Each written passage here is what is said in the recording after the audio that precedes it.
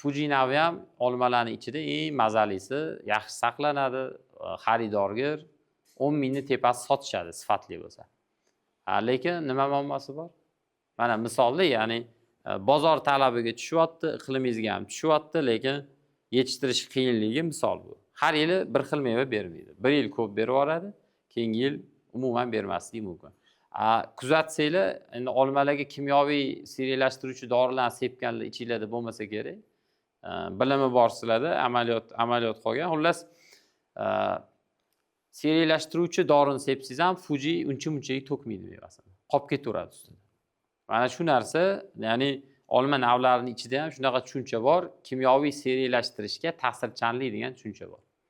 Ya'ni ba'zi navlar, standart navlar, Golden, Gala nisbatan yaxshiroq to'ksa, Fuji sepgan doringizga reaksiya ko'rsatmaydi.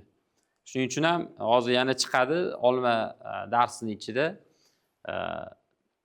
olmani diametrini o'lchab turib dori sepiladi. O'sha dori Fujida ertaroq sepiladi. Va yana bir tushuncha bor.